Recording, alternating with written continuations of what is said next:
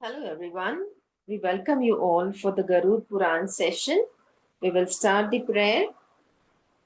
Om Gurubhyo Namaha Harihi Om Vyasaya Vishnurupaya Vyasarupaya Vishnave Namo Vai Brahmanidhaye Vasisthaya Namo Namaha Om.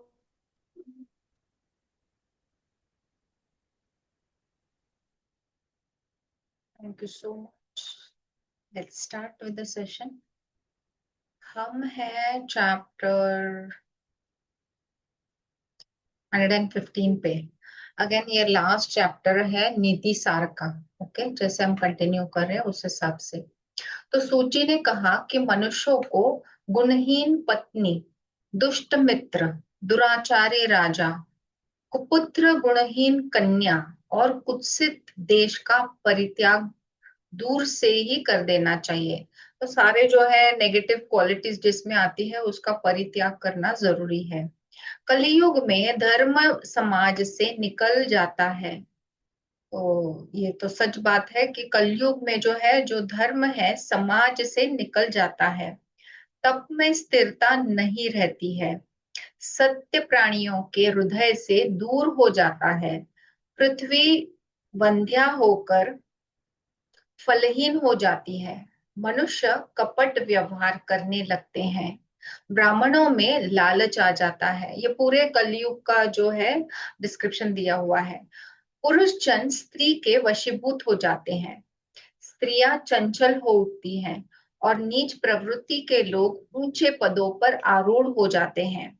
अतः इस कलिका में जीवित रहना निश्चित ही बहुत कष्ट साध्य है। जो प्राणी मर गए हैं वे ही धन्य है। वे लोग धन्य हैं जो राज्यानुशासन से टूट रहे देश, विनष्ट होते हुए कुल, परासक्त पत्नी तथा दुराचरण में आसक्त पुत्र को नहीं देखते हैं। कुपुत्र के होने पर मनुष्य को सुख शांति नहीं मिलती। दुराचारिणी पत्नी में प्रेम कहाँ है? दुर्जन मित्र विश्वास के योग्य नहीं होता है और राज्य के कुशासन में जीवित रहना संभव नहीं है। ये पूरा जो एक्सप्लेनेशन कलयुग का दिया हुआ है, जो अभी हमको देखने मिलता है, ये सारी चीजें जो है वो पूरी अभी चल रही है, राइट। तो दुराचारिणी पत्नी में प्रेम कहाँ है? दुर्जन मित्र विश्वास के योग्य नहीं होता और राज्य के कुशासन में जीवित रहना संभव नहीं है।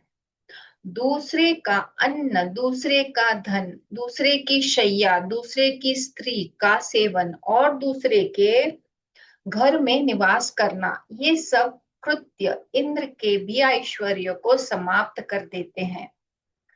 पापी पुरुषों से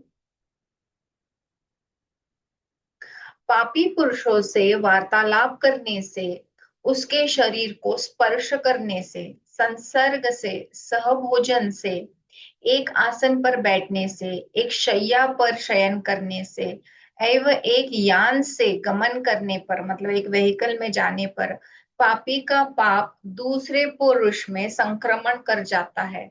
ये सेम जैसे हम एनर्जी का कॉन्सेप्ट हम एक्सप्लेन कर, मतलब हम डिस्कस करते हैं कि एनर्जी, मतलब if you are with that person, वो फ्रीक्वेंसी आप जैसे आपको पकड़ लेती है या आप उस फ्रीक्वेंसी के साथ जुड़ जाते हो। तो अगर कहीं पे डर्टी एनर्जी है तो वो इजीली आप एब्जॉर्ब कर सकते हैं।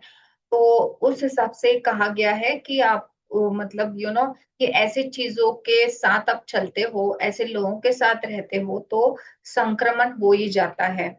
ओके, मतलब आप इन्फेक्ट हो जाते हो, वो जो है लोअर एनर्जी से, या उसको दूषित जो है एनर्जी कह सकते हैं वो। तो स्त्रियां रूप से नष्ट हो जाती हैं। क्रोध से तपस्या विनष्ट हो जाती है। दूर तक भ्रमण करने से गाय गायें नष्ट हो जाती है और शूद्रान्न से श्रेष्ठ ब्राह्मण नष्ट हो जाता है। पापी के साथ एक आसन पर बैठने से, एक शैया पर शयन करने से, पंक्ति में एक साथ भोजन करने से मनुष्य में पाप का संक्रमण वैसे ही होता है जैसे एक घड़े का जल दूसरे घड़े में प्रविष्ट हो जाता है। दुलार में बहुत से दोष हैं और ताड़ नाम में बहुत से गुण हैं। अतः शिष्य एवं पुत्र को अनुशासित रखना चाहिए। शिष्य एवं पुत्र को अनुशासित रखना चाहिए, मतलब डिसिप्लिन में रखना ही है, बहुत पैम्पर नहीं करना है। उन्हें केवल दुलार देना उचित नहीं है, मतलब बहुत प्यार बहुत पैम्परिंग ये करना नहीं है, मतलब वो भी करना है पर बैलेंस रखना है उसको। आपको डिसिप्लिन में भी रखना होगा। अधिक पैदल चलना प्राणियों के लिए बुढ़ापा है।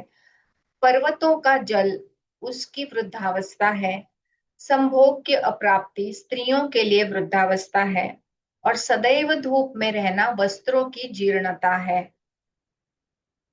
नीच व्यक्ति दूसरे से कलह की इच्छा करते हैं। कलह माने झगड़ा वगैरह ऐसा। मध्य मार्गी दूसरे से संधि चाहते हैं तथा उत्तम प्रकृति के व्यक्ति दूसरे से सम्मान की अभिलाषा रखते हैं, क्योंकि महापुरुषों का धन मान ही है। मान ही अर्थ का मूल है, मतलब मनी, जो मान हमारा है, रिस्पेक्ट है, वो अर्थ का मूल है। अभी कलयुग में यदि सम्मान है तो वो धन की क्या आवश्यकता है। मान और दर्प के नष्ट हो जाने पर धन से और जीवन से मनुष्य को क्या लाभ। मतलब जो आपकी प्राइड है, जो हमारे में जो हॉटीनेस होता है, जो ईगो रहता है, तो ये मान और ये जो दर्प है, उनके नष्ट हो जाने पर धन से और जीवन से मनुष्य को क्या लाभ। क्योंकि वो एक बार वो जो मान सम्मान या कोई मुझे रिस्पेक्ट दे रहा है या ईगो जो है वो एक बार नष्ट हो जाएगा, तो फिर आपके पास पैसे है नहीं है, आपके पास गाड़ी है नहीं है, इतनी मैटर नहीं करती है। ये सारी चीजें हम क्यों खरीदते हैं, ताकि सोशल सोशल स्टेटस बना रहे। कोई आपके सामने आ जाए तो एक रिस्पेक्ट की तरह देखे, क्योंकि आपका एक डेजिग्नेशन होता है, आपकी एक लाइफस्टाइल होती है, आप वैसे कपड़े पहनते हैं, वैसी बात करते हैं। तो ये सारे जो है ये सोशल नॉर्म्स है, जस्ट आपको जो है मतलब आपकी सेल्फ रिस्पेक्ट रखने के लिए, या आपका जो ईगो है उसको पैम्पर करने के लिए, तो ये सारी चीजें हैं।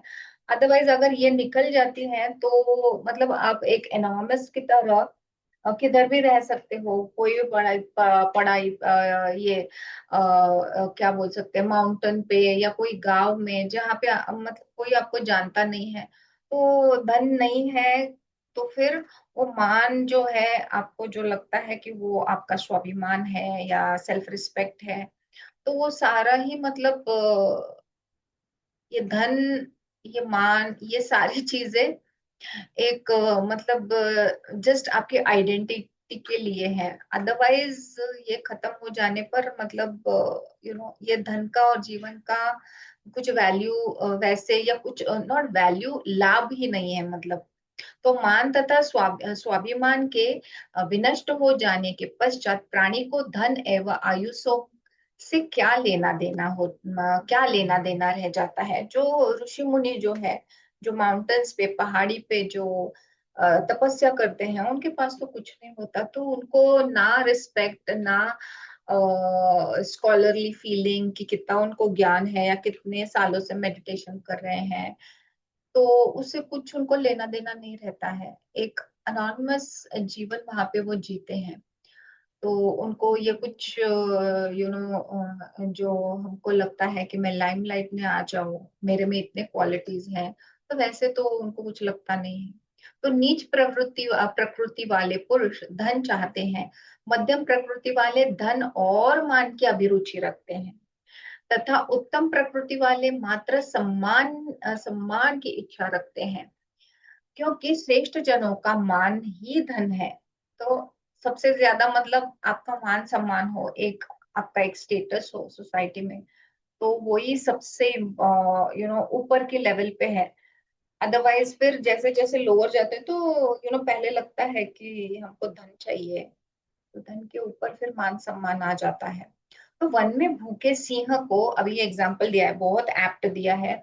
वन में भूखे सिंह किसी दूसरे के द्वारा प्राप्त किए गए मांस को देखने के लिए भी नहीं झुकते हैं। उत्तम कुल में उत्पन्न व्यक्ति धनहीन होने पर भी नीच कर्म नहीं करते।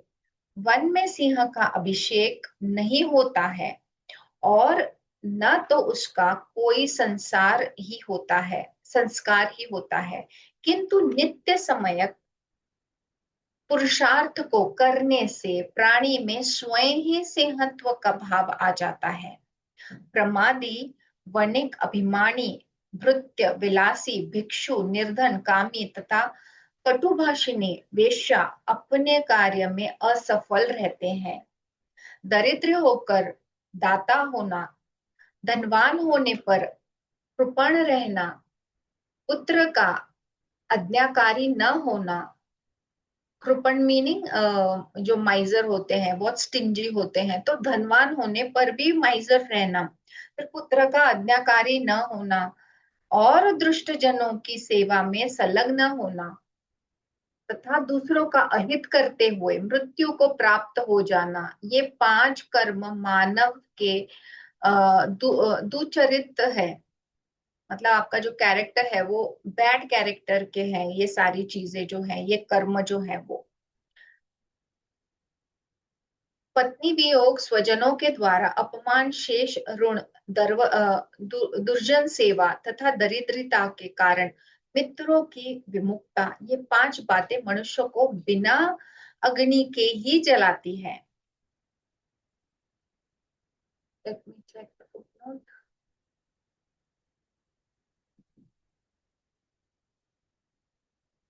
मनुष्यों को हजारों चिंताएं होती हैं, किंतु उन चिंताओं के मध्य 4 चिंताएं ऐसी हैं जो तलवार की धार के समान अत्यंत तीक्ष्ण है।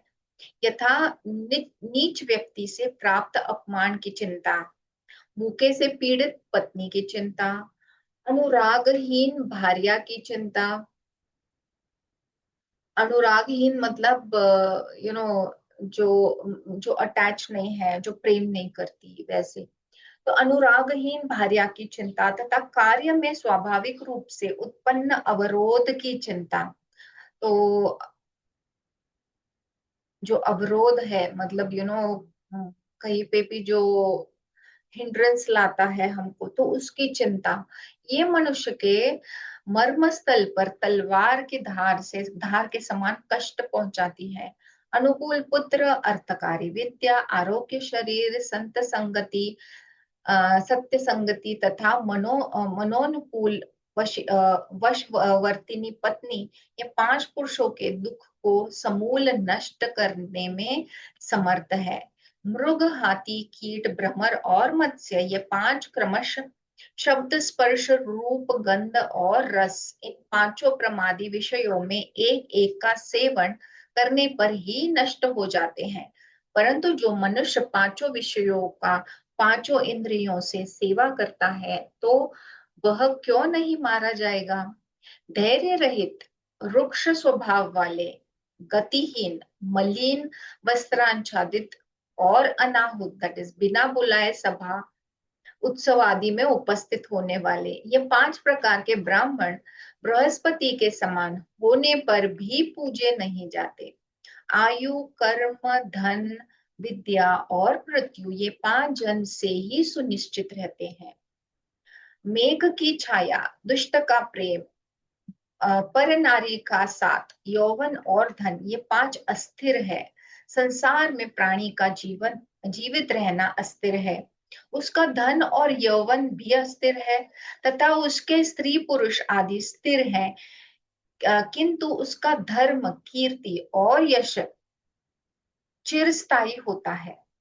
100 वर्ष का जीवन भी बहुत कम है, क्योंकि परिमित आयु का आधा भाग तो रात्रियों में ही व्यतीत हो जाता है।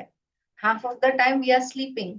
शेष जो है बचे हुए समय का आधा भाग व्याधि, मतलब कुछ आपको दुख रहा है, कुछ प्रॉब्लम हो रही है, कुछ डिजीज हो रहा है, कुछ व्याधि है, फिर दुख और वृद्धावस्था में जो निष्क्रियता हो जाती है, क्योंकि हम दुखी रहते हैं तो वो डिप्रेशन में चले जाते हैं, वो तो कुछ नहीं कर सकते। फिर वृद्धावस्था होती है, तब हमारा एक डाउनफॉल की तरह, मतलब आप वैसे नहीं रहते हो जैसे आप जब यंग होते हो वैसे, तो तब आप थोड़े निष्क्रिय हो जाते हैं। तो निष्क्रियता के कारण व्यतीत हो जाता है।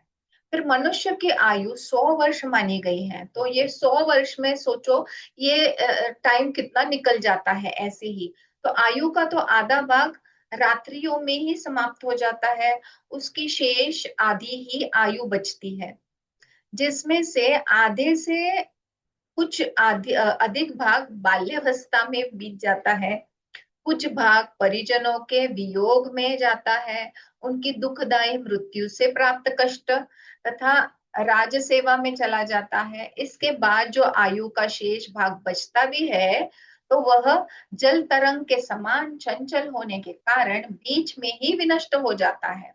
अतः लोगों को मान से क्या लाभ हो सकता है, सोचने वाली बात है। तो हम वो छोटे काल के लिए इतना मान सम्मान के लिए क्या क्या नहीं करते हैं। तो अतः लोगों को मान से क्या लाभ हो सकता है, इतने थोड़े से टाइम के लिए जो हम स्ट्रगल करते हैं मान सम्मान के लिए, तो बहुत छोटा टाइम है एक्चुअली। तो हम कितना टाइम, कितना दुख, कितनी चीजें गवाते हैं बस उसको हासिल करने के लिए।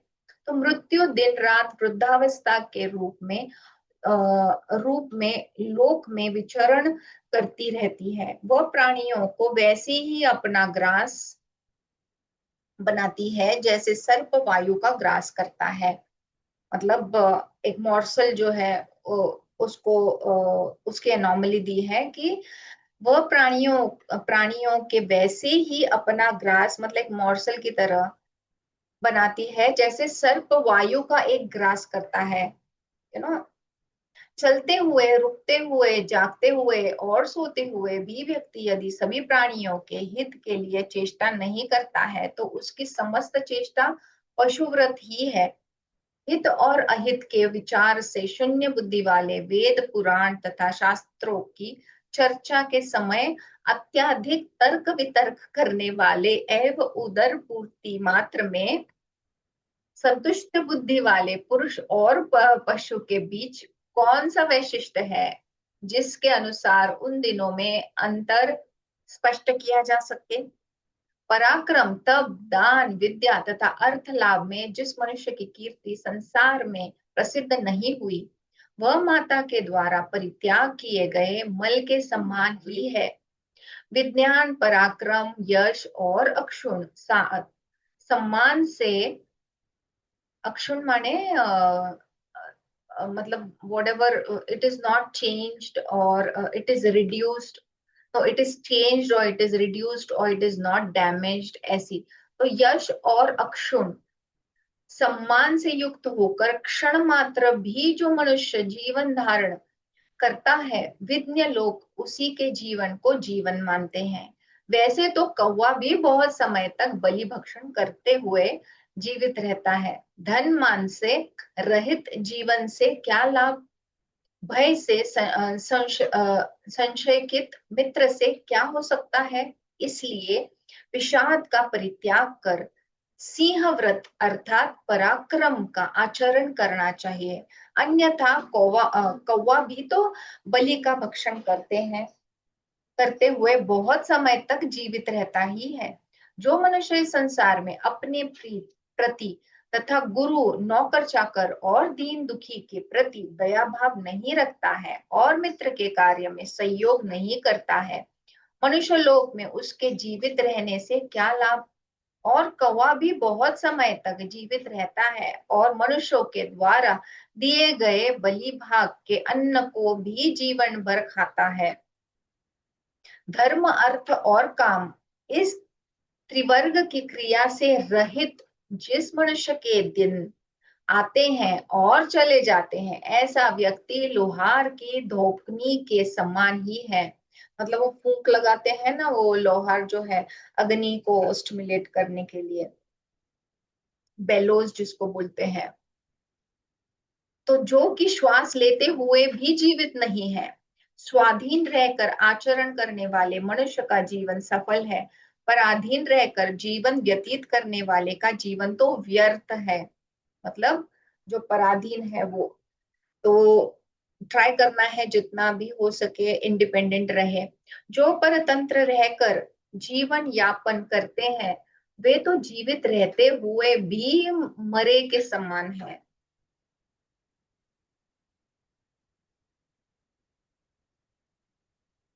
आकाश में घिरे हुए बादलों की छाया, तिनके से आग, नीच की सेवा, मार्ग में दृष्टि गोचर हुआ जल, वेश्या का प्रेम और दुष्ट के अंतकरण में उत्पन्न हुई प्रीति, ये छह जल में उठने और तात्काल विलुप्त होने वाले बुलबुल के सदृश ही क्षणभंगुर होते हैं।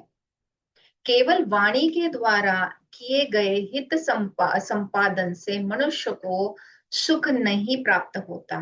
जीवन का मूल तो मान है। मान के नष्ट हो जाने पर मनुष्य के लिए सुख कहाँ होता है। निर्बल का बल राजा है, बल बालक का बल रोना है, मूर्ख का बल मौन धारण कर लेना है और चोर का बल असत्य है। मनुष्य जैसे जैसे शास्त्र ज्ञान प्राप्त करता जाता है वैसे वैसे उसकी बुद्धि बढ़ती रहती है और विज्ञान प्राप्त करने में रुचि हो जाती है। मनुष्य जैसे जैसे जन कल्याण में अपनी बुद्धि को संयुक्त करता है वैसे वैसे ही वह सर्वत्र सभी का प्रिय पात्र बन जाता है। लोभ, प्रमाद और विश्वास, प्रमाद माने जो केयरलेसनेस होता है या नेग्लिजेंस होता है, चलता है एटीट्यूड। सो लोभ, प्रमाद और विश्वास, ये तीन के कारण व्यक्ति का विनाश होता है। अतएव प्राणी को लोभ, प्रमाद और विश्वास नहीं करना चाहिए। मनुष्य को भय से उसी समय तक भयभीत रहना चाहिए जिस समय तक उसका आगमन नहीं हो जाता। तीव्र भय के उपस्थित हो जाने पर तो उसे निर्भीक होकर उसका सामना करना चाहिए। तो जो जब हमारा फ्लाइट और फाइट मोड आता है तो हम जनरली भाग जाते हैं, तो फ्लाइट कर जाते हैं वो सिचुएशन से। तो कहा गया है कि फाइट करना जरूरी है। ऋण, अग्नि तथा व्याधि के शेष रहने पर वे बार बार बढ़ते जाते हैं, अतः उनका शेष रखना उचित नहीं है। परोक्ष रूप में कार्य को नष्ट करने वाले तथा सामने मधुर बोलने वाले मित्र का मायावी शत्रु की भांति परित्याग कर देना चाहिए। दुष्ट का साथ करने से सज्जन मनुष्य भी विनष्ट हो जाता है, क्योंकि सुंदर स्वच्छ पेय जल कीचड़ के मिल जाने से दूषित हो जाते हैं। चाहे आप कितना भी स्वच्छ पानी क्यों ना ले, पर थोड़ा भी उसमें कुछ गंदगी गई तो वो पूरा जो पानी है वो गंदा हो जाता है। तो सुंदर स्वच्छ पेय जल कीचड़ के मिल जाने से दूषित हो जाता है। जिस व्यक्ति का धन ब्राह्मण के लिए समर्पित होता है वही धन का समयक उपभोग करता है। इसलिए सभी प्रकार के प्रयत्न पूर्वक द्विज की पूजा करनी चाहिए। जो द्विज के उपभोग से बचे हुए पदार्थों का उपभोग करता है वही उत्तम भोजन है। जो पाप नहीं करता वही बुद्धिमान है। जो पीठ पीछे हित संपादन किया जाता है वही मित्र भाव है। और जो दिखावे के बिना, दैट इज दंभ रहित धर्म किया जाता है वही वास्तविक धर्माचरण है। वह सभा सभा नहीं होती जिसमें वृद्ध जन नहीं होते। वे वृद्ध वृद्ध नहीं माने जाते जो धर्म का उपदेश नहीं देते। वह धर्म धर्म नहीं है जिसमें सत्य का वास नहीं होता। वह सत्य सत्य नहीं है जो कपट से अनुप्राणित रहता है। मनुष्य में ब्राह्मण तेज में, आदित्य शरीर में सिर, मनुष्य में ब्राह्मण तेज में आदित्य मतलब सन, शरीर में सिर और व्रतों में सत्य ही श्रेष्ठतम व्रत है। जहां मन को प्रसन्नता की प्राप्ति हो वही प्राणी का मंगल है। दूसरे की सेवा में समर्पित जीवन ही यथार्थ जीवन है। जो उपार्जित धन स्वजनों के द्वारा उपभोग्य है वही धन सार्थक है। युद्ध भूमि में शत्रु के सामने की गई गर्जना ही वास्तविक गर्जना है। स्त्री वही श्रेष्ठ है जो मदोन्मत्त नहीं है। तृष्णा रहित व्यक्ति ही सुखी होता है। जिस पर विश्वास किया जाए वह मित्र है, और जो जितेंद्रिय होता है वही वास्तविक पुरुष है।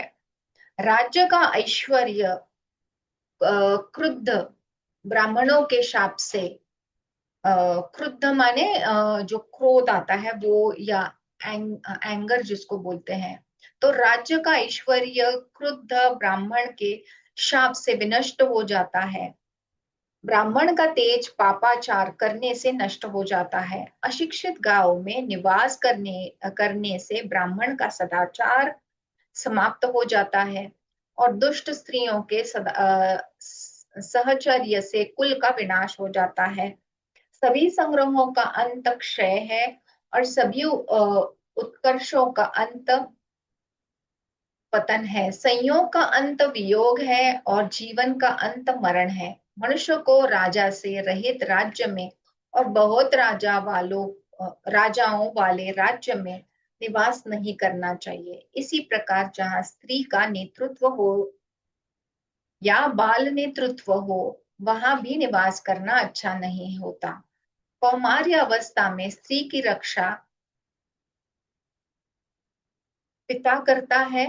मतलब जब आप टीन्स में होते हो, जो कुमार अवस्था है, तो वो अवस्था में स्त्री की रक्षा है जो है वो पिता करता है। फिर युवा अवस्था में जो है उसकी रक्षा भार पति पर होता है। फिर वृद्धावस्था में उसकी रक्षा का भार पुत्र उठाता है। स्त्री स्वतंत्र रहने योग्य नहीं है। अर्थ के लिए आतुर मनुष्य का कोई भी मित्र न कोई मित्र है और न कोई बंधु। कामातुर व्यक्ति के लिए न भय है और न लज्जा ही। चिंता से ग्रस्त प्राणी के लिए न सुख है और न नींद ही, तथा भूख से पीड़ित मनुष्य के शरीर में न बल ही रहता है और न तेज ही रह जाता है। इस स्त्री के बारे में जो कहा गया है तो ये पहले का दिया गया है, पर मुझे लगता है वो आज भी राइट है, क्योंकि जिस तरह स्त्री की बॉडी, जो मानसिकता है, इमोशंस है, शरीर है, जैसे ढाला गया है, तो उसको ये बड़ी सेंसिटिव नाजुक ऐसी है। एंड पहले के टाइम में जो है पुरुष जो है वो खाने पीने का करता था, तो बाहर निकलता था, तो उसको वो कष्ट जो है, या भयहीन होना, या वो पैसे, मतलब उसने टेक केयर करना था फैमिली का, तो उसका जो है पूरा अलग ही है। शरीर यष्टि बोलो, इमोशंस बोलो, सब अलग है, एंड फीमेल के अलग है।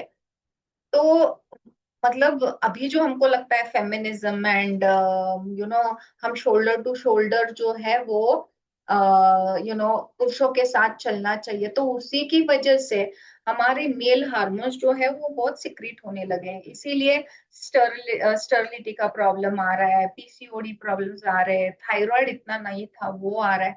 तो बहुत सारे जो इश्यूज है हमारे, हिस्टेक्टोमी जो हो रही है, यंग एज में हिस्टेक्टोमी हो रही है, तो ये सारी चीजें जो है वो हमारी बॉडी को मतलब वो सहन नहीं हो रहे हैं, क्योंकि वैसे मतलब ये सारी चीजों के लिए इतना स्ट्रेस लेने के लिए तो हमारी बॉडी बनी नहीं थी।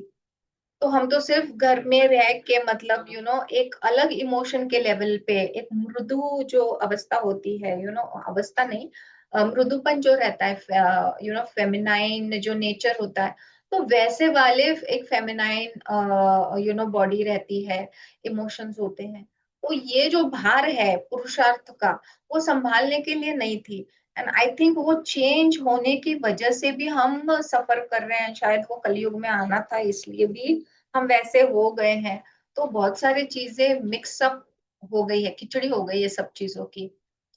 तो चिंता से, हाँ ये हो, दरिद्र तथा दूसरे के द्वारा प्रेक्षित दूत पर नारी में आसक्त तथा दूसरे के धन अपहरण में लगे हुए व्यक्ति को नींद कहाँ आती है।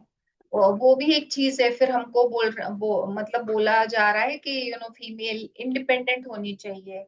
तो आज के डेट में जरूरी है इंडिपेंडेंट रहना, पर मतलब जो हाउसवाइफ्स है वो भी बहुत बड़ा काम कर रहे हैं। तो इंडिपेंडेंस क्या होता है? जब जस्ट बाहर जाकर पैसे कमाना वो इंडिपेंडेंस नहीं है।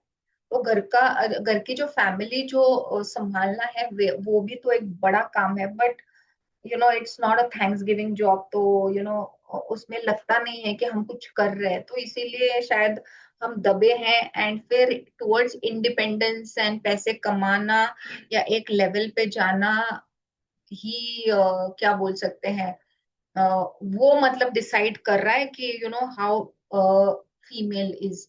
तो जिस तरह से हम निकल चुके हैं, इसीलिए हमको जो तकलीफें हैं एक अलग लेवल की। मेनोपॉज देखिए आप, मतलब जो पेरी मेनोपॉज है, मतलब मेनोपॉज के पहले का टाइम और बाद का टाइम। पहले के जमाने में इतना लंबा टाइम नहीं होता था।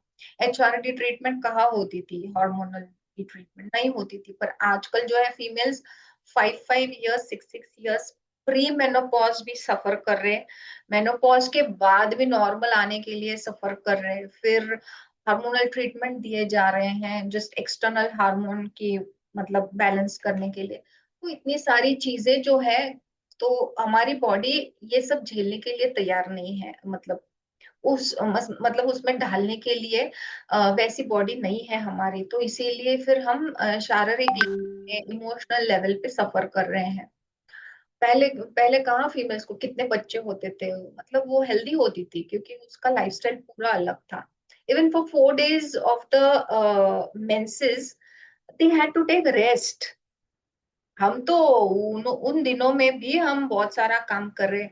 अभी थोड़ा मतलब ऑफिसेज में, आईटी ऑफिसेज में स्पेशली ये थोड़ा सा अभी ये नॉर्मलाइज हो गया है कि अगर तकलीफ है, आपको पीएमएस सिम्टम्स है या तकलीफ हो रही है, तो मतलब आप बायोलॉजिकली छुट्टी ले सकते हैं टाइप्स। बट सब तरफ अभी तक तो कहाँ है मतलब।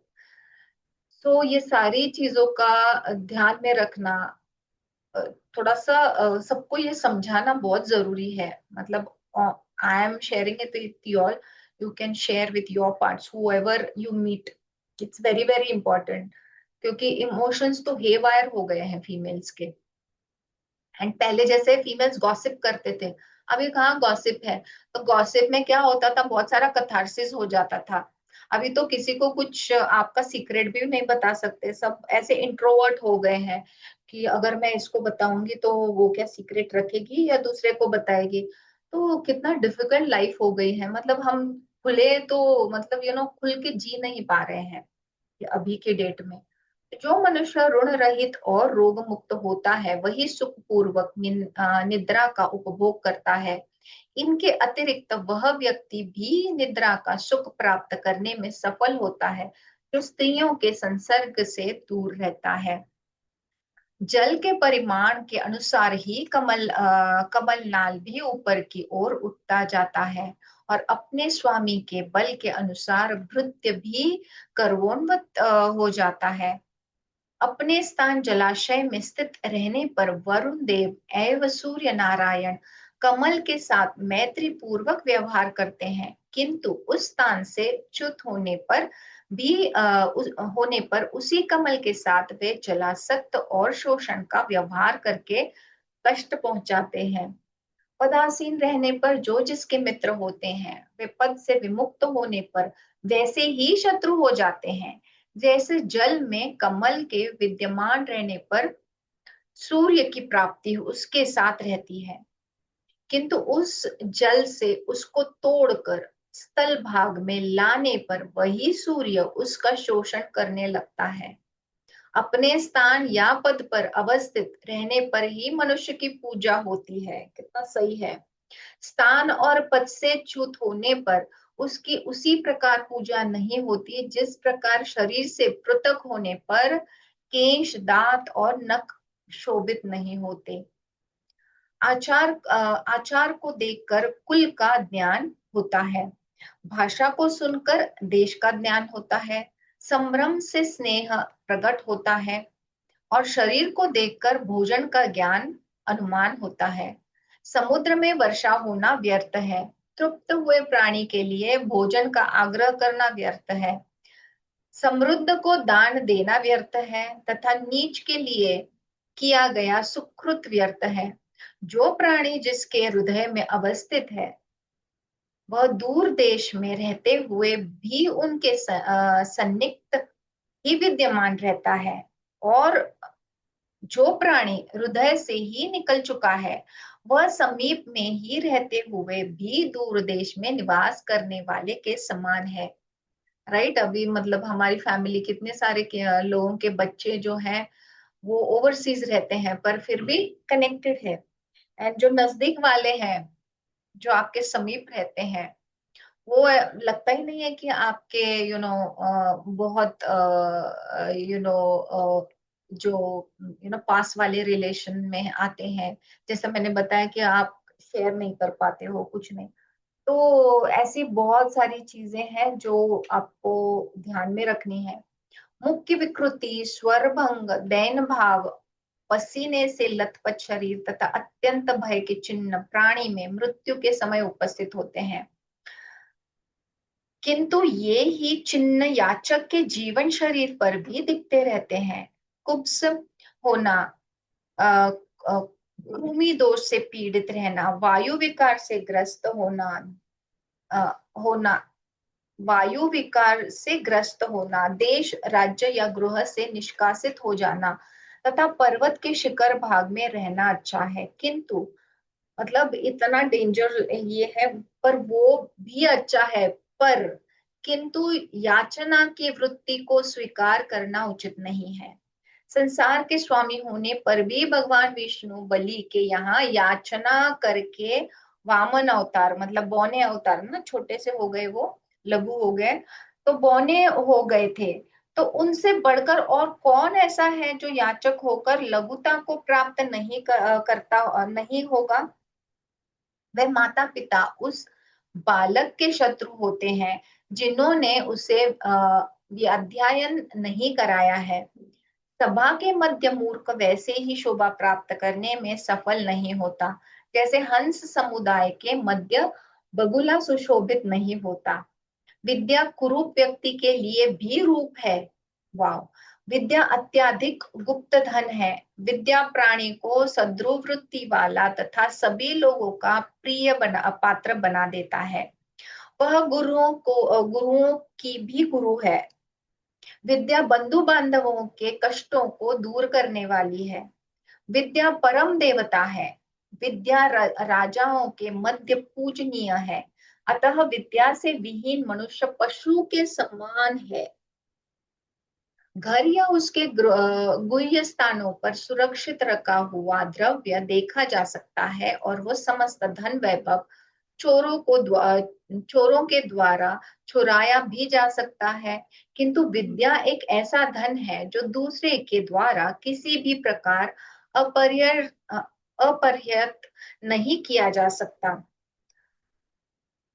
तो कितना इम्पोर्टेंस है इस पर, क्योंकि लोग ये समझते नहीं है। इसीलिए जो ज्ञान योग है, जो स्पेशली जैसे हम पढ़ रहे हैं, तो ज्ञान योग क्या बोल सकते हैं, मतलब वो कॉमन नहीं है क्योंकि ये डिफिकल्ट है। कितने लोग मतलब कितने लोगों को ये पढ़ना था, कितने लोगों को क्या क्या करना था, बट जब सत्य में आ जाता है तब ज्ञान योग जो है वो डिफिकल्ट होता है। इसीलिए बहुत सारे लोग बुक स्टडी नहीं कर पाते हैं। नहीं तो देखो ये पुराण की अवस्था देखो कि मतलब जैसे हम बार बार कहते आए हैं कि क्योंकि हमने ज्ञान योग नहीं लिया है, इसका ज्ञान ही नहीं है ये पुराण का, तो किसी ने बोल दिया तो हम उसको, वो मिथ को फॉलो कर रहे हैं। तो ज्ञान योग थोड़ा डिफिकल्ट भी होता है क्योंकि इतना पेशेंस, आप देखो कब से लगे हुए हों, और मतलब अभी हम आधे की तरफ भी नहीं गए हैं लिटरली। तो इतना पेशेंस रखते हुए ये चीजों को समझना, बाकी मतलब ये प्रायोरिटी को रखना, ये इतना सामान्य लोगों के लिए इजी नहीं है।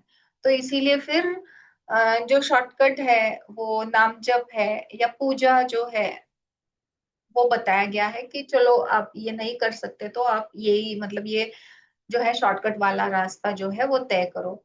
पर अभी जैसे हम देख रहे हैं, ज्ञान बहुत ही इम्पोर्टेंट है, क्योंकि ज्ञान ही ट्रुथ है।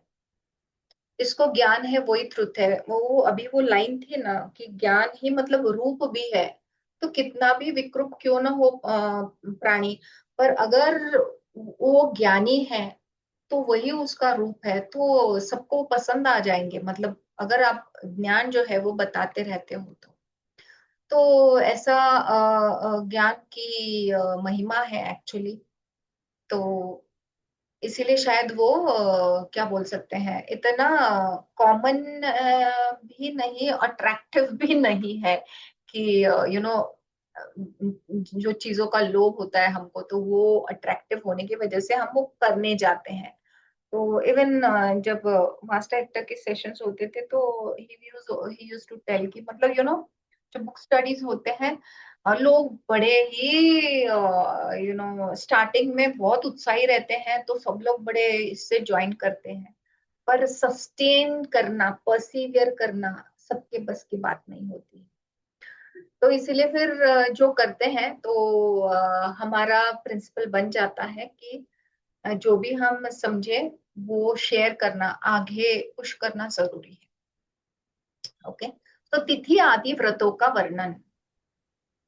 ब्रह्म जी ने कहा, हे व्यास, अब मैं व्रतों का वर्णन करूंगा जिनको करने से प्राणी को भगवान हरि सब कुछ प्रदान करते हैं। सभी मास, सभी नक्षत्र, सभी तिथि और सभी दिनों में हरि का पूजन होता है।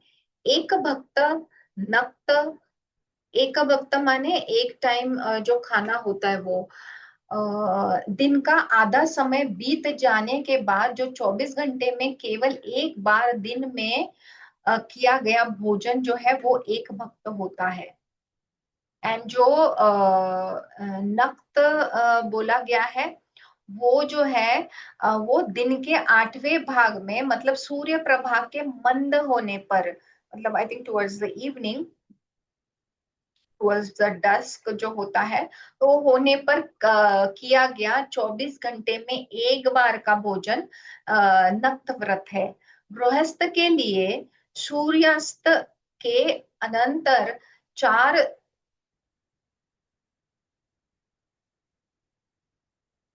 अनंतर नक्षत्र दर्शन करके फिर भोजन करना नक्त व्रत है। और जो सन्यासी है, जो यति है, उसके लिए जो सूर्यास्त के पूर्व दिन के 8वें भाग में भिक्षा ग्रहण करना जो है वो नक्त व्रत है। तो ये जो है ये उपवास अथवा फलहार व्रत करने से व्रती को भगवान हरि धन, धान्य, पुत्र, राज्य और विजय आदि प्रदान करते हैं। प्रतिपदा तिथि में वैश्वानर तथा कुबेर पूज्य हैं। वे साधकों को अर्थ लाभ कराते हैं। प्रतिपदा तिथि में तथा अश्विनी नक्षत्र में उपवास करने वाले साधक के द्वारा पूज्य ब्रह्मा उसे लक्ष्मी प्रदान करते हैं। द्वितीया तिथि में यमराज एवं भगवान लक्ष्मी नारायण उस व्रती को अर्थ लाभ कराते हैं। तृतीया तिथि में गौरी, विघ्न विनाशक गणेश तथा शिव, ये तीन देव पूज्य है। चतुर्थी को चतुर्व्यूह भगवान विष्णु, चतुर्थी को भगवान विष्णु, पंचमी को हरि, षष्ठी को कार्तिकेय और रवि तथा सप्तमी को भगवान भास्कर की पूजा करनी चाहिए। कि उपवासक को अर्थ लाभ कराते हैं। अष्टमी तिथि में दुर्गा और नवमी तिथि में मातृका तथा दिशाएं पूजित होने पर अर्थ प्रदान करती है।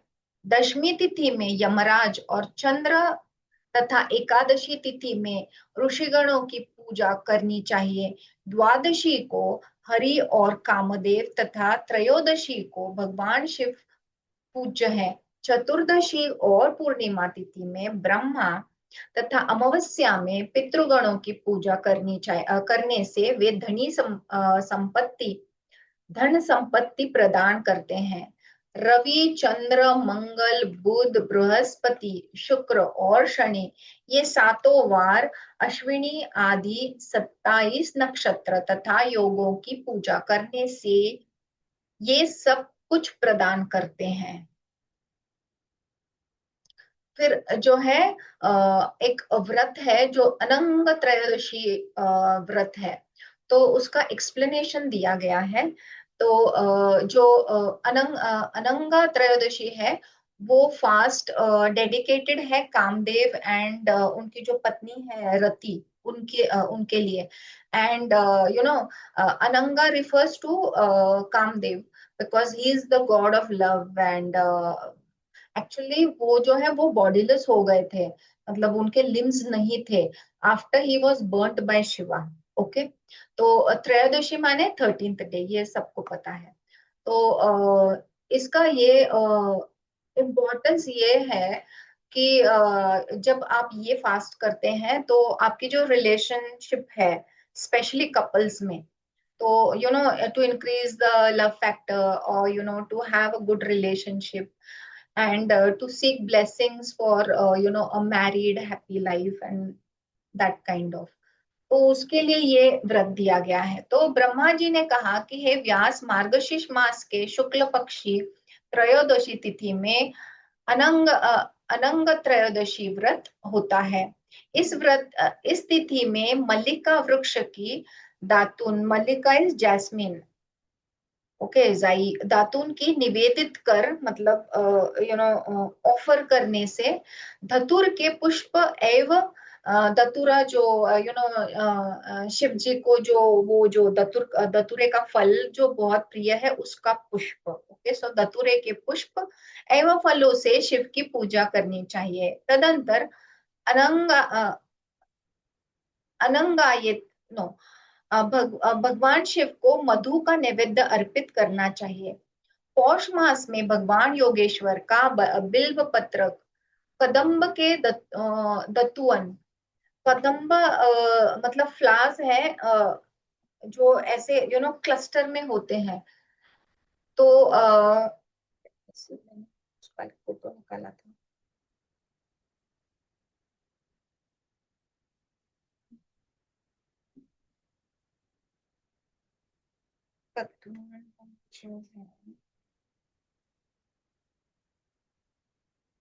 हम्म, if you can see,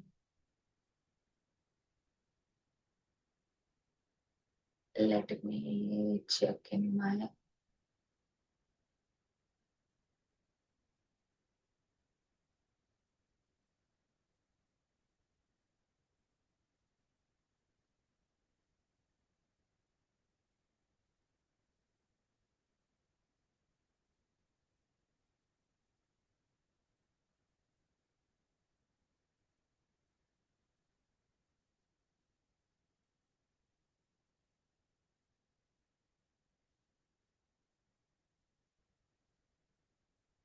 ये दिख रहा है आपको? सो ये जो है ये कदम्ब है। तो कदम्ब का कदम्ब का दातून, जो पहले के जमाने में नहीं है, मतलब एक ट्विग लेते थे, स्पेशली नीम का ट्विग, जिससे आप दांत घिसते थे, तो वो ट्विग को कहा गया है दातून। तो कदम्ब के दतुन, चंदन तथा खुसर आदि नैवेद्य से पूजन करना चाहिए। हे मुनि, माघ मास में भगवान नटनागर शिव की कुंद पुष्प तथा मौतिक माला से पूजा करके उन्हें पाकड़ वृक्ष की दतुअन, अभी वो पाकड़ वृक्ष भी मतलब पूरा क्या बोल सकते हैं,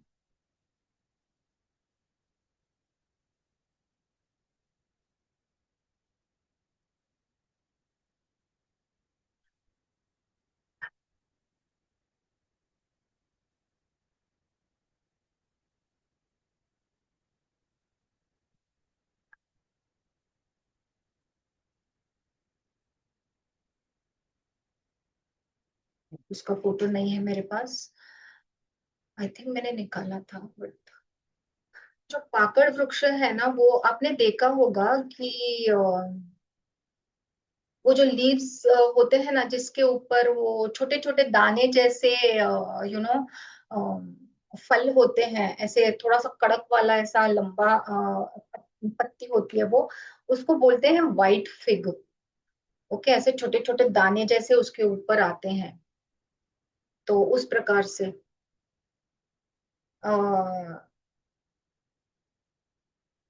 जो हम वो जो मसाले होते हैं ना, वो जो बे लीव्स होते हैं, राइट, कभी कभी उसके ऊपर ऐसे दाने आ जाते हैं। ओके, तो वैसे मतलब उस तरीके से वो प्लांट है, उसका मतलब लीव्स है एंड उसके ऊपर वो वैसे वैसे दाने आ जाते हैं, जिसको बोलते हैं उसका वो फ्रूट है। ओके, तो वैसा वो पाकड़ वृक्ष है जिसको बोलते हैं व्हाइट फिग। सो उसका दतुअन्न और पूरी का, दैट इज पूरी का नैवेद्य निवेदित करना चाहिए। फाल्गुन मास में मरुबक, जो अभी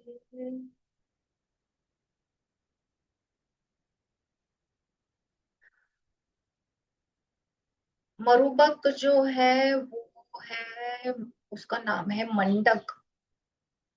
यहाँ पे जो मैंने मीनिंग देखा है उसमें बोला गया है कि उसको बहुत सारा स्ट्रॉन्ग एरोमा रहता है and in Ayurveda it is used. And एक जगह पे दिया गया है कि कपूर। ओके, तो मरुबक करके नामक पुष्पों से भगवान वीरेश्वर की पूजा करनी चाहिए तथा उनके शकरा, शाक, मांड और आम्र वृक्ष की दतुवन निवेदित करें। फिर चैत्र मास में भगवान स्वरूप की पूजा करनी चाहिए और रात्रि में उनके कपूर कपूर का प्राशन देना चाहिए। दंत धावन के लिए वटवृक्ष की दतुवन तथा नैवेद्य के निमित्त शुष्क शष्कुली पुड़ी प्रदान करें।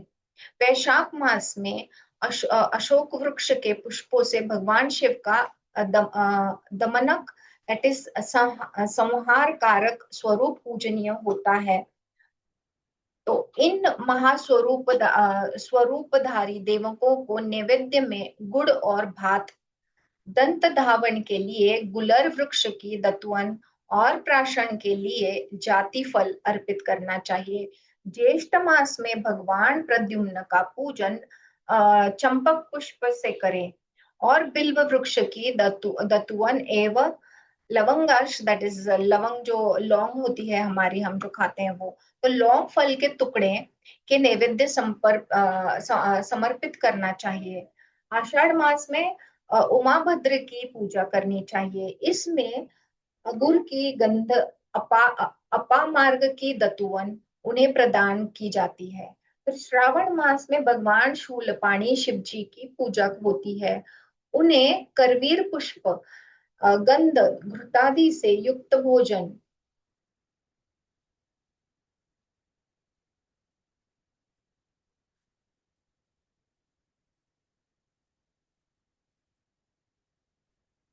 जो करवीर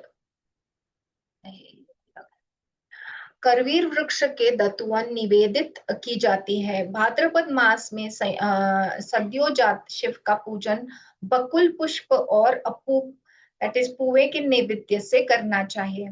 फिर अश्विन मास में चंपक पुष्प, सुवर्ण कलश के जल और सुवासित मोदक के नैवेद्य से तथा दमनक की दतुवन से सुराधीप शिव के पूजन का विधान है।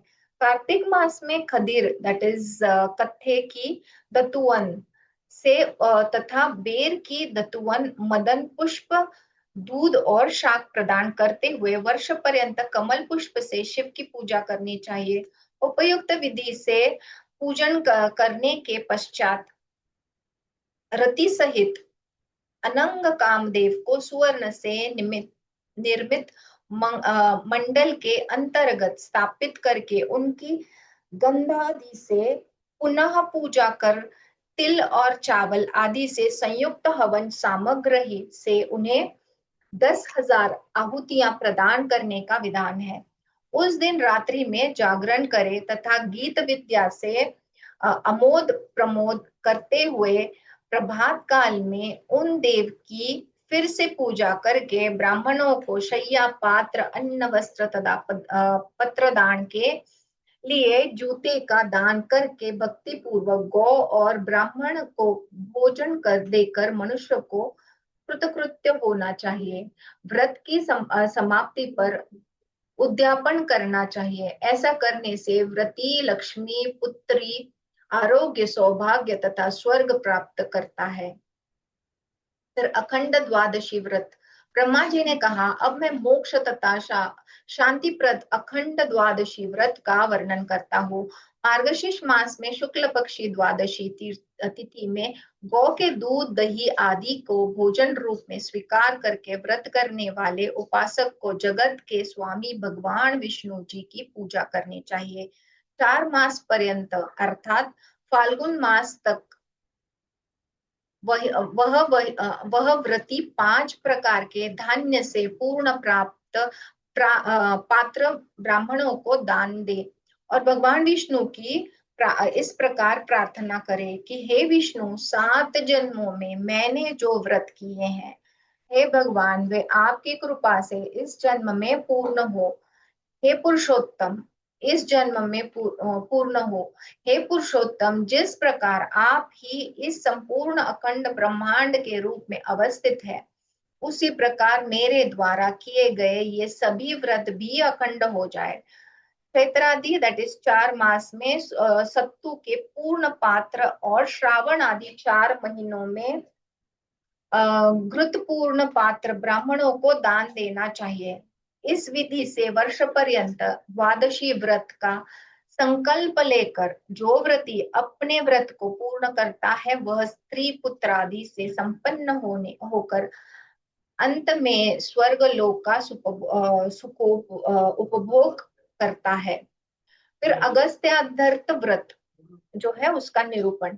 ब्रह्मा जी ने कहा, हे मुने, भुक्ति मुक्ति प्रदान करने वाला अगस्त्यार्ध व्रत को कहता हूँ।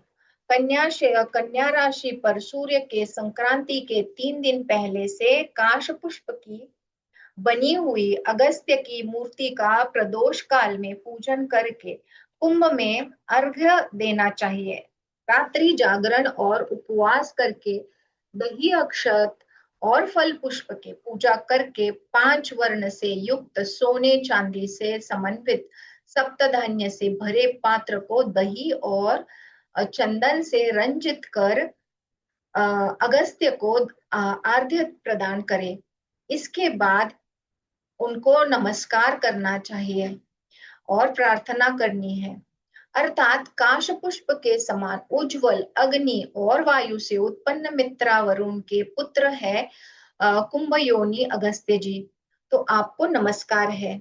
शूद्र स्त्री आदि इसी विधि से अगस्त्य के लिए धान फल और रस प्रदान करे तथा ब्राह्मणों को स्वर्ण और दक्षिणा से युक्त घट प्रदान करे।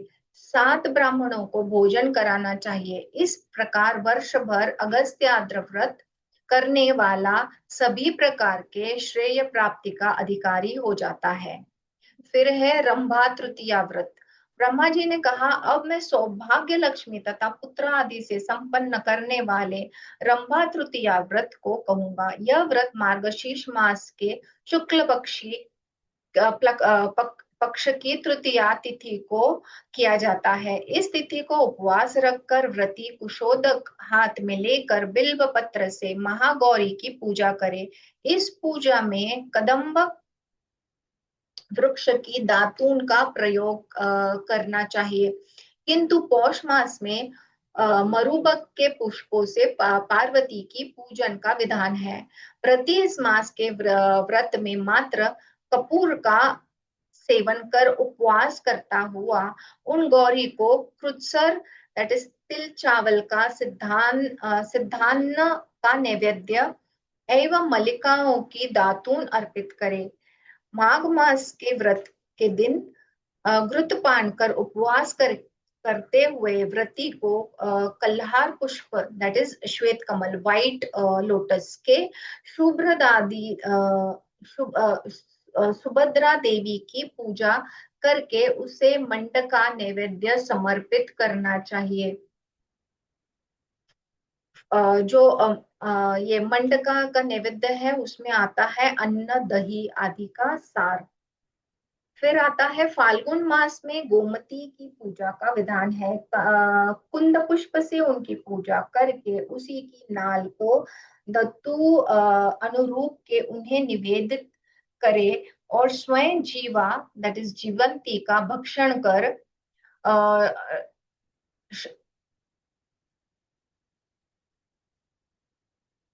जीवा जीवा यानी शाक विशेष जो शकरा के समान मधुर पुष्पावली लता जो है, मतलब लीफी वेजिटेबल्स आप उसको कह सकते हैं। तो जीवा का भक्षण कर फिर शूली पुड़ी का नैवेद्य लगाएं। वो जो पुड़ी है वो किससे बनती है? वो तिल तांदूल उड़द के चूर्ण से बना युगाऊ भी शुष्कली का अर्थ है। तो वैसी जो है वैसी पुड़ी का नैवेद्य लगाए। फिर चैत्र मास में भगवती विशालाक्षी को दमन कर पुष्प, फिर तगर तगर हमको पता है जो उसको शीत पुष्प भी कहते हैं। ओके, तो टगर जो है वो बहुत आता है, काफी मतलब कॉमन है। काष्ट की दतुअन और कुसरांत का नैवेद्य। हाँ, मैं जो दिखाना चाह रही थी वो रुसन का पेड़।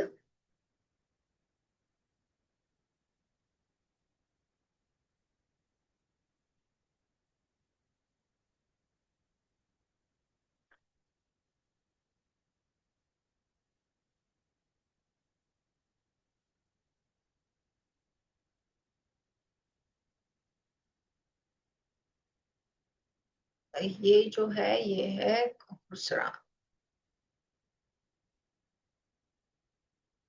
सो इसका कृष्णान्न का नैवेद्य अर्पित करके स्वयं दही का प्राशन करे। वैशाख मास में श्रीमुखी देवी की पूजा कर्णिकार दैट इज कनेल के पुष्प वटवृक्ष की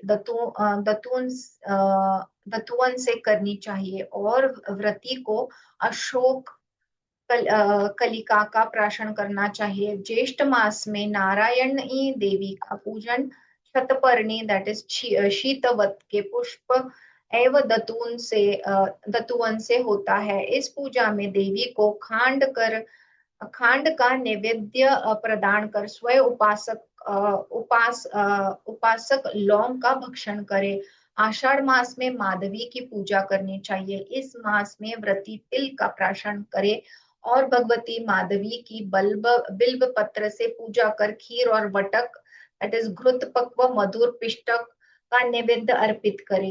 इस पूजन में देवी के लिए गुलहरी दतुवन प्रदान करनी चाहिए। श्रावण मास में क्षीरान्न तथा मल्लिका की दतुवन देकर तगर के फूल से श्री देवी की पूजा करनी चाहिए।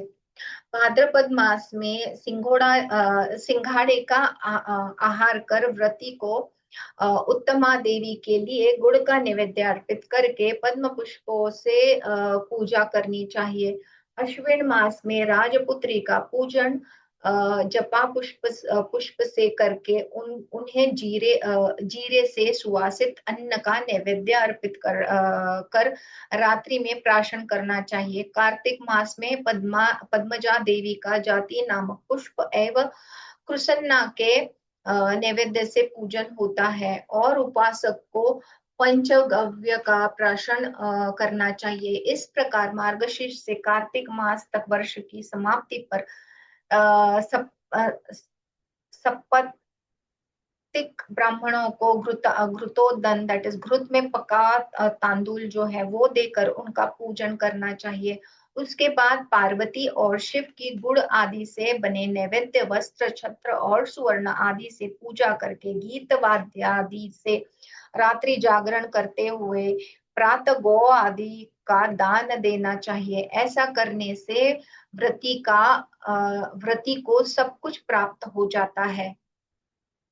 फिर है चातुर्मास व्रत का निरूपण। ब्रह्मा जी ने कहा, अब मैं चातुर्मास व्रत को कहता हूँ। इस व्रत का आरंभ आषाढ़ मास की एकादशी या पूर्णिमा तिथि में सब प्रकार से भगवान श्री हरि की पूजा, हरि का पूजन करके व्रतारंभ के समय इस प्रकार प्रार्थना करनी चाहिए। हे देव, आपके समक्ष मैंने इस व्रत को ग्रहण किया है। हे केशव, आपके प्रसन्न होने पर मुझे निर्विघ्न सिद्धि प्राप्त प्राप्त हो। हे देव, ग्रहण किए गए इस व्रत की अपूर्णता में कि यदि मैं मृत को प्राप्त हो जाऊं तो भी हे जनार्दन, आपकी कृपा से यह मेरा व्रत पूर्ण हो। इस प्रकार हरि का पूजन करके व्रत पूजन और जपादि नियम ग्रहण करना चाहिए। जो हरि के व्रत को करने की इच्छा करता है उसके समस्त पाप नष्ट हो जाते हैं। साधक स्नान करके भगवान श्री हरि का पूजन करे कर इसे पूजा तथा जपादि की विहित क्रियाओं को पूर्ति का संकल्प ले तथा आषाढ़ आदि 4 मासों तक एक भक्त व्रत करता हुआ विष्णु की पूजा करे। ऐसा करने वाला विष्णु के परम पवित्र निर्मल लोकों में चला जाता है। मधु, मांस, सूरा और तेल का परित्याग करने वाला जो वेद पारंगत वृत्ति विष्णु भक्त हरि का पूजन करता है वह विष्णु लोक को प्राप्त हो जाता है। एक रात्रि का उपवास करने से वैमानिक दैट इज विमान पर चढ़कर भ्रमण करने वाला देवता हो जाता है। 3 रात्रि पर्यंत उपवास कर शतांश भोजन करने से साधक को श्वेत दीप की प्राप्ति होती है। चंद्राव्रत करने से तो भगवान हरि का लोक और मुक्ति बिना मांगे ही मिल जाती है। प्रजापत्य व्रत करने से विष्णु लोक तथा पराक व्रत करने से हरि की प्राप्ति होती है। ये बहुत सारे व्रत हमने पहले के चैप्टर में देखे हैं। इस व्रत में सत्तू यवना की भिक्षा कर, दूध, दही तथा घृत का प्राशन कर, गोमूत्र यावक का आहार कर, पंचगव्य का पान कर अथवा सभी प्रकार के रसों का परित्याग कर, शाक, मूल, फलादि का भक्षण मतलब जो रूट्स है और जो लीफी वेजिटेबल्स है उसका भक्षण करते हुए जो साधक विष्णु की भक्ति करता है वह विष्णु लोक को प्राप्त करता है। फिर मासोपवास का व्रत का निरूपण। ब्रह्मा जी ने पुनः कहा, अब मैं आपसे मासोपवास नामक उस सर्वोत्तम व्रत का वर्णन करूंगा जिसका पालन वानप्रस्थ सन्यासी और नारी को करना चाहिए।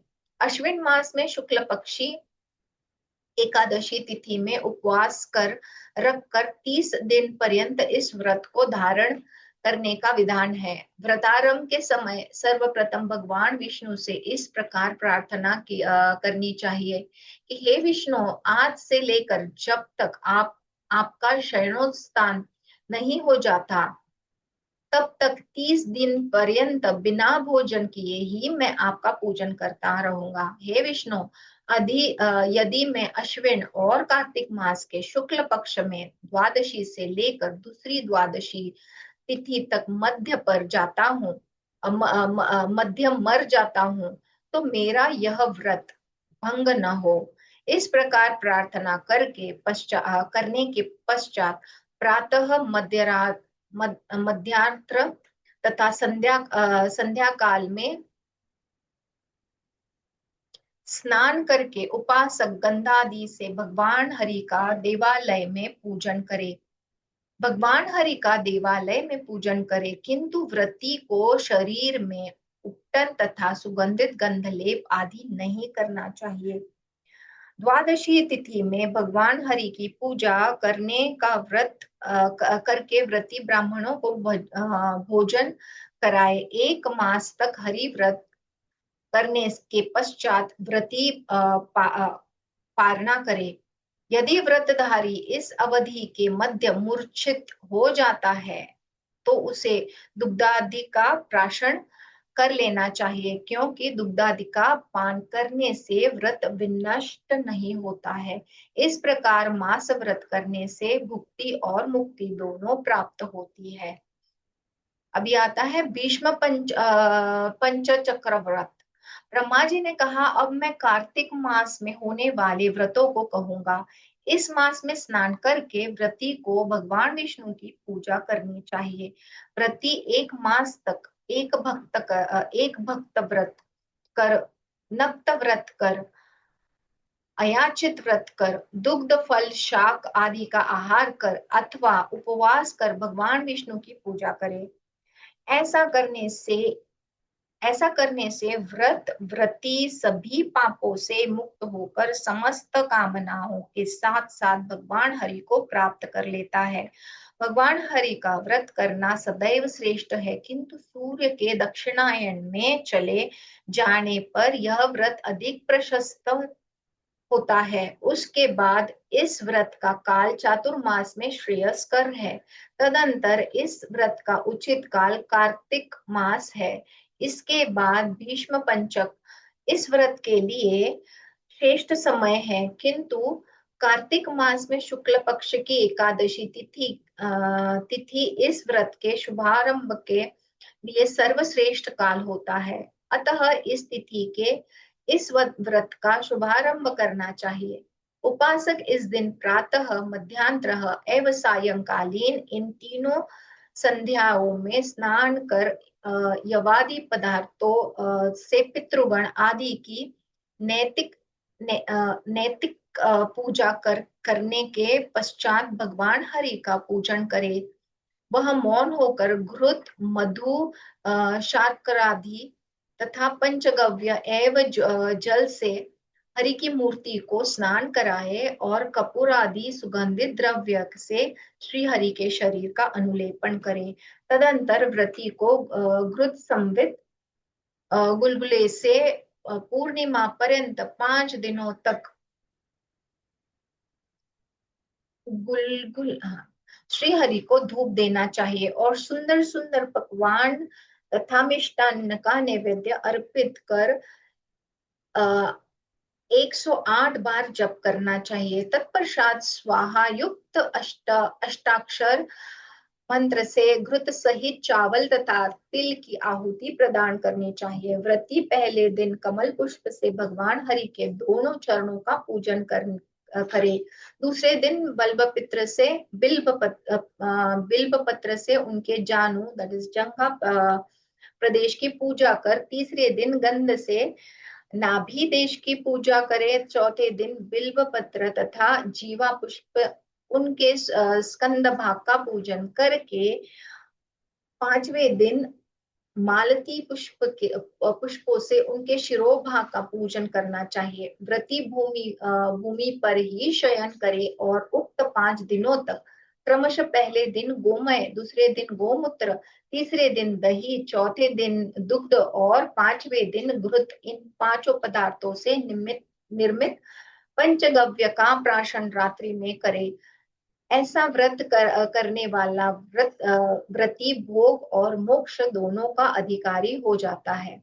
कृष्ण एवं शुक्ल दोनों पक्षों की एकादशी का व्रत हमेशा करना चाहिए।